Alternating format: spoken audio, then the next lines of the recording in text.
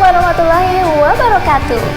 Salam hangat untuk pemirsa semua yang pastinya sedang menyaksikan tausiah Islam penuh inspirasi. Masih dalam momentum bulan Ramadan, bulan penuh rahmah, ampunan, dan barokah. Ya, apalagi kalau bukan Safari Ramadan. Pemirsa, Safari Ramadan kali ini akan membahas tentang agama sebagai dasar penegakan keadilan. Sejarah Islam merekam suatu tauladan indah dari Sayyidina Umar bin Khattab, yaitu dalam menegakkan keadilan.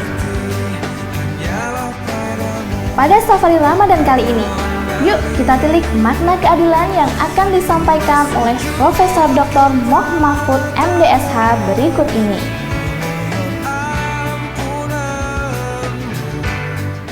Assalamualaikum warahmatullahi wabarakatuh. Alhamdulillahilladzi arsala rasulahu bil huda wa dinil haqqi liyudhhirahu 'alad dini kullih. Wa kafa billahi syahida. Asyhadu an la ilaha illallah wa asyhadu anna Muhammadar Rasulullah wa ba'du. Para hadirin sekalian, terutama para pejabat-pejabat penting ini, ada Menteri Pendidikan dan Kebudayaan Pak Muhammad Noh, ada Dirjen Dikti, ada 2 rektor, para pembantu rektor, ada wakil menteri juga Pak Ali Gufron. Kalau tahu ada tamu begini, dulu saya milih hari lain untuk berceramah, sehingga yang malam hari ini harusnya saya duduk mendengarkan aja di situ gitu.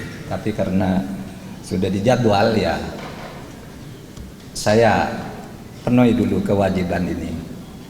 Saudara, saya tidak lama. Saya hanya ingin mengajak kita untuk menjadikan Ramadan ini, di antara banyak manfaat dan hikmah yang bisa kita ambil, yaitu salah satunya yang menurut saya penting dan saat ini berada pada suatu situasi yang tepat untuk diingatkan, yaitu hendaknya mari kita jadikan Ramadan ini untuk membangun kesadaran tentang pentingnya penegakan keadilan di negara ini. Pentingnya penegakan keadilan di negara ini.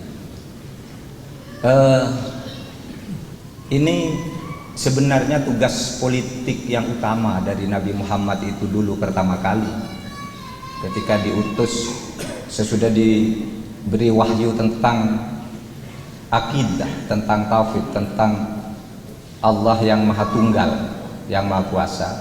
Itu perintah kedua bukan sholat, perintah kedua bukan puasa, tapi perintah yang kedua adalah bagaimana menegakkan keadilan,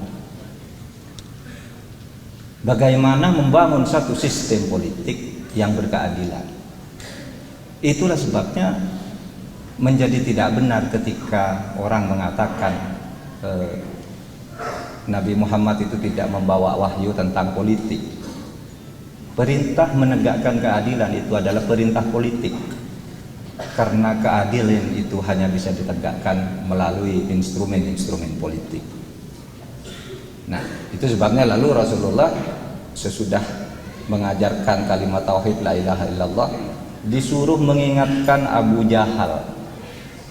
Itu lawan tuh Abu Jahal yang tidak adil, yang sewenang-wenang terhadap rakyat di sini. Lawan itu Abu Lahab Muhammad. Bawa umat yang lemah itu bawa bangkit kesadarannya untuk melawan ketidakadilan. Dan ini menjadi penting sekarang. Sekarang saya katakan situasinya tepat untuk bicara itu, karena pertama ini bulan Ramadan. Bulan Ramadan itu adalah bulan yang di dalamnya untuk Indonesia itu terjadi proklamasi kemerdekaan. Proklamasi kemerdekaan itu 17 Agustus 1945 diucapkan pada bulan Ramadan oleh Bung Karno dan Bung Hatta. Nah, oleh karena itu, saudara, saya ingin katakan, kenapa bulan Agustus? Karena dulu ketika Indonesia merdeka pertama kali, apa basis nasionalisme kita? Kesadaran untuk bersatu. membangun sebuah bangsa pada waktu itu, kesadaran kolektif dibangun oleh kehendak untuk melawan penjajahan secara fisik. Pada waktu itu kita lawan Belanda, kita lawan Jepang. Tidak punya senjata, kita kumpulkan bambu runcing. Kiai Hasyim Asy'ari dari Jombang membentuk Hizbullah, menyiapkan kemerdekaan, melawan secara fisik. Kemudian lahir peristiwa 10 November yang sangat bersejarah itu. Apa? Pada waktu itu basis nasionalisme kita adalah fisik. Saudara, sekarang, dulu kita fisik itu karena ingin mempertahankan dan membangun negara. Sekarang mempertahankan dan membangun negara kita tidak memerlukan fisik. Saudara tidak perlu bergabung dengan kelompok-kelompok laskar untuk berperang, mencari bambu runcing, merampas senjata, dan tidak perlu lagi. Sekarang tidak ada musuh kita. Apa? Musuh kita sekarang ini adalah ketidakadilan. Jangan dikira ketidakadilan tidak berbahaya, lebih berbahaya dari penjajahan kolonialisme. Belanda, Jepang itu berbahaya, tetapi lebih berbahaya lagi kalau keadilan tidak tegak di antara umat. Ada dua kisah yang dialami oleh Nabi Muhammad terkait dengan ini. Pada suatu hari Nabi Muhammad itu didatangi melalui anak angkatnya, didatangi oleh kelompok-kelompok wanita ningrat dari keluarga Bani Mahzum. Dia datang kepada Nabi Muhammad begini, ada di antara warga keluarga Bani Mahzum seorang wanita terhormat itu terlibat pencurian. Ia kecil-kecilan. Menurut hukum, ya pencuri siapapun dihukum. Lalu datanglah keluarga ningrat ini karena malu kalau sampai ada keluarga kami ini dihukum, apalagi perempuan lalu dituduh mencuri, malu. Oleh sebab itu mereka mengutus orang kepada Nabi Muhammad dan berkata begini melalui anak angkat Nabi Muhammad, Thabit.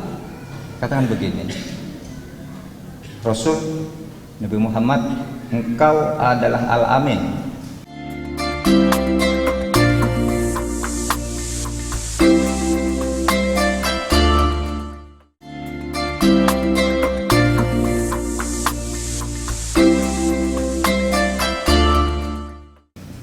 Yang dipercaya apapun perkataannya, apapun kau katakan pasti, apapun kau katakan pasti orang percaya karena engkau itu orang yang jujur dan lurus. Sekarang saya minta tolong kepadamu, tolong selamatkan wajah kami dari rasa malu kepada masyarakat karena ada keluarga kami, seorang perempuan terhormat dari keluarga Bani Mahzum ini terlibat pencurian. Tolong kau katakan bahwa dia tidak bersalah, agar kami ini tidak malu terhadap masyarakat di negeri ini. Lalu Nabi Muhammad kemudian mengatakan begini, tahu enggak kamu, kata Nabi Muhammad, tahu enggak kamu hancurnya bangsa-bangsa dan negara sebelum kamu itu karena kalau ada orang terhormat, kalau ada orang kuat, orang punya uang melakukan kesalahan lalu tidak dihukum hanya karena lobby-lobby, hanya karena pendekatan. Tetapi kalau ada orang kecil bersalah langsung dihukum. Coba lihat sejarah Mesir, sejarah negeri apapun sebelum ini, kata Nabi Muhammad, mereka semuanya hancur negaranya karena keadilan tidak pernah ditegakkan. Keadilan hanya diberlakukan terhadap orang, atau penghukuman atas nama keadilan hanya terhadap orang yang lemah, sedangkan orang besar itu tidak dihukum. Sehingga hadis Nabi Muhammad yang sangat terkenal, dihafal oleh semua dai, sambungannya itu bukan yang awalnya, bukan yang kisahnya ini tadi kan asbab wurudul hadis, sebab turunnya hadis kan peristiwa itu. Tapi kemudian hadis yang sangat terkenal yang kita hafal itu, fa ayyamallah atau fawallah lau anna Fatimah binti Muhammad saqata yadaha. Demi Allah, seumpama Siti Fatimah anak saya, anaknya Muhammad yang mencuri, saya potong juga tangannya agar negara itu tegak. Karena kalau hukum tidak tegak, negara itu hanya tinggal nunggu kehancurannya. Sejarah masa lalu, kata Nabi Muhammad begitu, sejarah masa kini di Indonesia pun begitu. Coba tuh runtuhnya mulai dari kerajaan Kediri, Singosari, Majapahit, Demak, Padang, Mataram dan seterusnya, itu kehancurannya didahului oleh ketidakadilan di antara para elitnya. Dan itu yang terjadi pada Fir'aun, itu yang terjadi pada Namrud, dan akan terjadi pada siapa saja termasuk kepada kita. Nah saudara, oleh sebab itu kalau kita mempunyai kesadaran untuk menjaga negeri ini, taruhlah dalam bahasa materinya kita punya rasa nasionalisme, maka basis nasionalisme yang harus kita bangun sekarang ini adalah bagaimana menegakkan keadilan di tengah-tengah masyarakat. Ini penting karena yang dilakukan oleh keluarga Bani Mahzum terhadap Nabi Muhammad dulu itu sekarang terjadi lagi banyak di negeri ini. Di mana hukum itu bisa dibeli kepada pejabat, bisa dibeli kepada hakim, bisa dibeli kepada siapa saja, sehingga menjadi aneh bagi kita. Ada satu korupsi di suatu tempat yang jumlahnya ratusan miliar, korupsinya sudah ada tapi koruptornya tidak ketemu, koruptornya tidak ada tapi korupsinya sudah ada. Kenapa? Karena banyak penegakan hukum di negeri ini diselesaikan melalui lobby-lobby, melalui tekanan-tekanan, melalui saling kunci di antara satu dengan yang lain.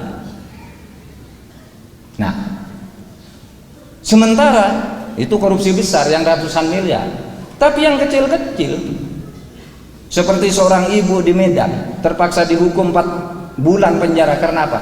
Karena dia lapar lalu mengambil jagung yang ditanam oleh anak kandungnya. Karena lapar ngambil 4 jagung, sedang digodok dimakan, anaknya datang lalu ibunya dibentak-bentak, kamu mencuri.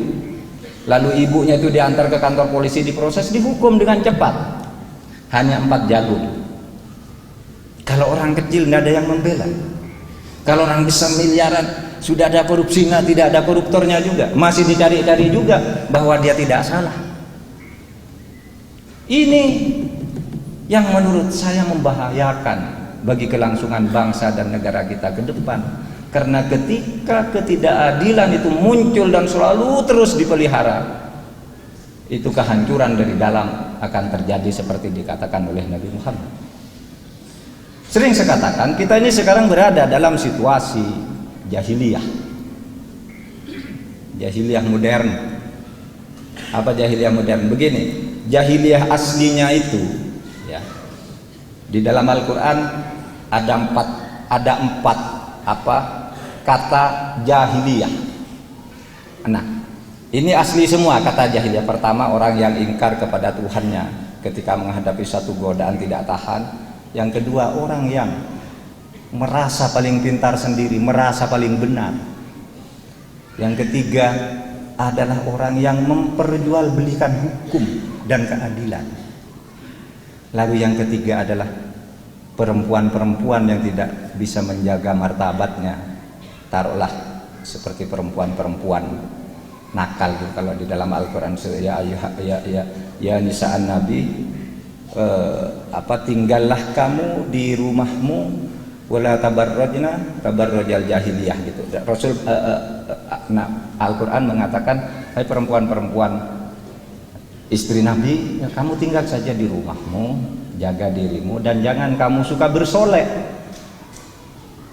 Bersolek seperti cara bersoleknya orang jahiliyah, itu perempuan-perempuan yang hanya bukan ingin menampilkan kecantikan sebagai sesuatu yang alami, tetapi memang untuk bersolek, untuk menggoda orang lain.